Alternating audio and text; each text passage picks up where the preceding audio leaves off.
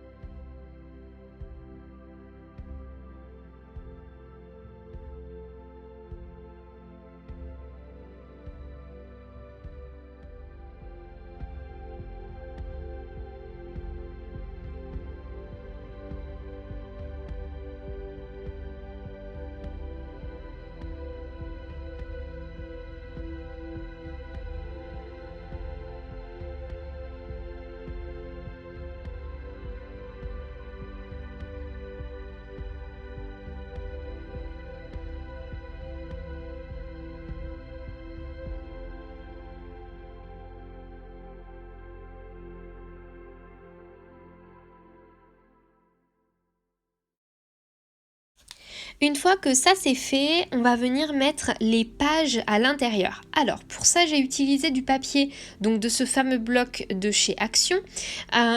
Je tiens à préciser que je vous conseille fortement d'utiliser un papier A4, un papier recto verso. Moi il n'était pas recto verso, donc vous allez voir que j'ai fait des pages avec un papier et ensuite je vais venir tout simplement rhabiller l'autre côté de mes pages avec des petites cartonnettes et mes chutes de papier. Mais je vous conseille très fortement d'utiliser du papier tout simplement recto verso. On va devoir utiliser du coup 4 feuilles différentes. La première va mesurer donc 21,5 sur 16,5. La seconde va mesurer 22 sur 16,5. La troisième 22,5 sur 16,5. Et enfin la dernière, 23,5 sur 16,5. Donc une fois que l'on a fait les pages, je suis aussi venue découper le papier décor qui va aller sur l'extérieur de mon album. Donc je suis venue découper 2 morceaux qui font 9,5 par 16,5 et un morceau qui fait 4,5 par 16,5 et je suis venue tout simplement décorer ces papiers, coller ces papiers sur ma couverture extérieure. Voilà, ça c'était vraiment le petit détail très simple en plus pour décorer l'extérieur. On fera la décoration vraiment à proprement parler un petit peu plus tard.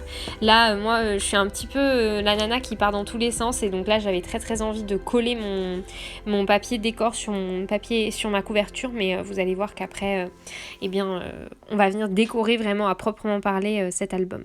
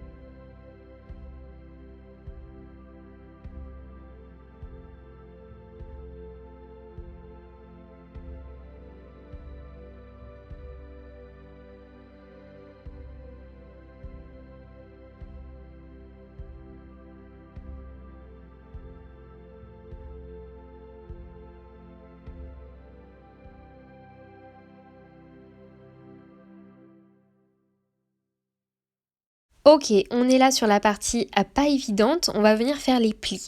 Alors, ne vous fiez pas forcément à ce que je fais à la caméra, puisqu'en fait là je suis en train de faire la suite, mais du coup on va faire les plis. Le premier papier va être plié à 9,5 puis à 12 cm. Sur la partie qui mesure 21,5. Hein. On a 16,5, c'est la hauteur de nos pages et la largeur de nos pages, c'est 21,5 plié en deux avec une tranche au milieu. Donc notre tranche là, elle est de 2,5, donc on plie à 9,5 puis à 12 cm. La deuxième page va être pliée sur la longueur qui mesure 22, on va venir plier à 9,5 puis à 12,5. La page qui mesure 22,5, on va la plier à 9,5 puis à 13. Et enfin, la page qui mesure 23,5, on va venir la plier à 9,5 puis à 14. On vient ensuite couper au milieu. Alors, je sais pas si l'image est très claire, mais en fait, on a du coup notre tranche au milieu. Et nos pages vont être coupées en deux. Donc on vient couper dans les deux parties qui mesurent 9,5 en plein milieu de nos pages. Donc 16,5, vous faites approximativement 8,2, 8,3 cm. Vous voyez, au milieu, vous devez avoir votre tranche qui est collée et après les pages qui sont du coup volantes, ce qui fait que vous avez deux petits, voilà, là on le voit bien, deux petits rabats sur les côtés.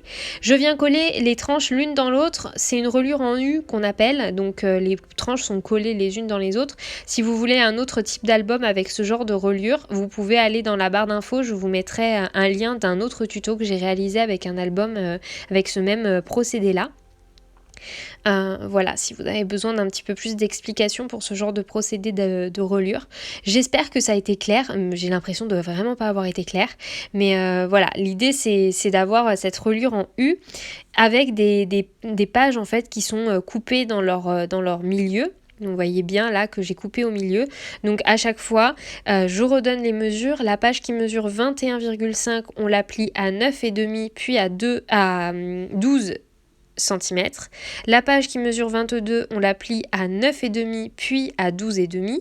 La page qui mesure 22,5, on la plie à 9,5 et à 13. Et enfin, celle qui mesure 23,5, on la plie à 9,5 et à 14.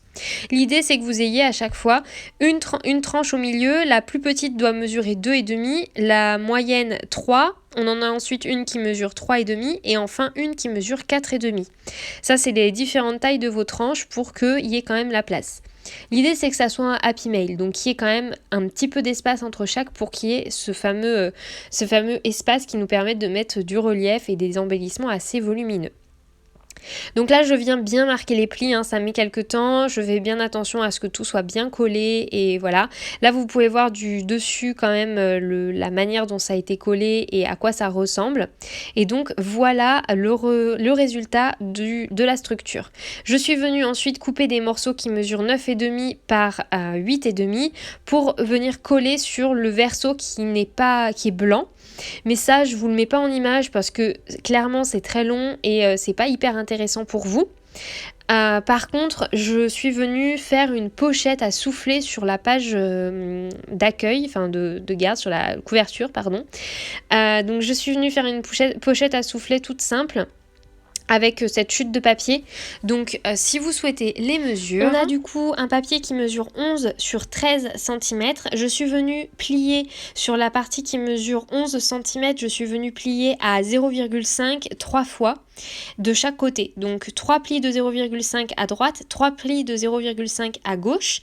Et ensuite sur la partie qui mesure 13, je suis venue simplement à droite plier 3 plis encore une fois de 0,5. Je viens faire une sorte de mini accordéon, une montagne, une vallée, une montagne. Et ensuite, je viens plier tout simplement tout ça et coller en faisant un soufflet tout simple. Voilà, en ayant coupé les coins du bas pour laisser la place. Là, on peut voir à peu près à quoi ça ressemble. Et ma pochette à souffler est réalisée. C'est très simple. À l'intérieur, j'ai mis un petit carnet avec des tampons que j'ai réalisé et que j'ai beaucoup aimé faire d'ailleurs. Donc voilà, ça c'est mon petit plus. Voilà, clairement pas obligé de faire ça. C'est encore une fois un petit plus si vous voulez y mettre des petits embellissements en plus.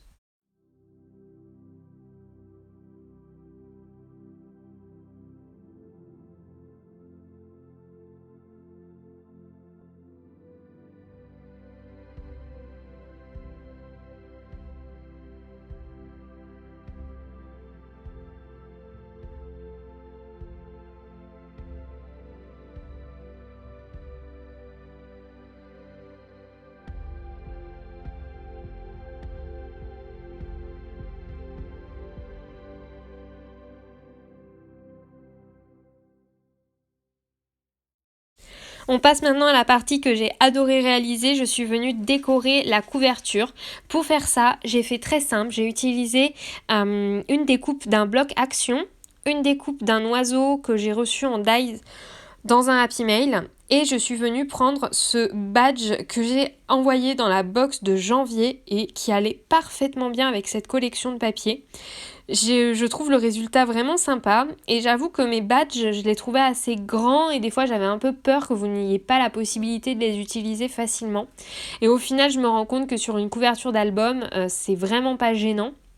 Donc moi j'adore vraiment voir mes créas sur des réalisations et là en l'occurrence je suis trop heureuse de voir que ça rend si bien. Donc je suis venue coller le tout avec de la mousse 3D et le tour est joué. Voilà, j'ai rajouté simplement un petit strass sur le haut et voilà le petit oiseau en plus juste au-dessus et puis c'était bon. Et franchement j'ai adoré réaliser cette couverture et je ne me lasse pas de la regarder, je l'aime beaucoup trop. Ces strass là de chez Action qui sont toujours mes strass préférés, je trouve qu'ils rajoutent vraiment de la dimension aux créations et je les aime énormément. Et ma foi, c'est à peu près tout. Pour l'intérieur, j'ai voulu aussi décorer la petite pochette à souffler que j'avais faite. Donc j'ai pris un cœur de la même, découpé dans le papier de la même collection. C'est un des restes des cœurs de mes calendriers de l'avant Saint-Valentin que j'avais réalisé. Je suis venue y coller une découpe que j'ai faite d'un tamponnage où il y a écrit moment choisi. Je suis venue coller dessus et voilà, ma foi, la décoration de la pochette était faite. J'ai rajouté un petit paperclip après, je sais pas si je vais le montrer là en vidéo, je crois pas. Mais après j'ai trouvé un petit paperclip plutôt sympa que je suis venue rajouter et quelques strass toujours en haut à droite. Et puis voilà, le tour est joué et ensuite je suis venue, encore une fois, installer les créations et mes petits embellissements sur les pages de ce Happy Mail.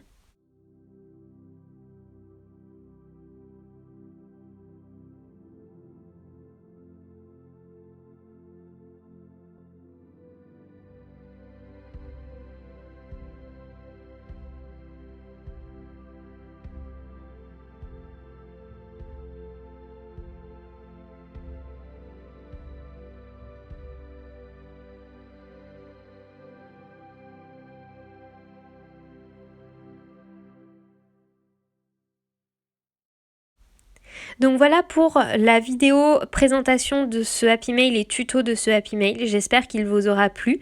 Moi j'ai adoré le réaliser, ça m'a vraiment fait du bien de réaliser ce petit Happy Mail.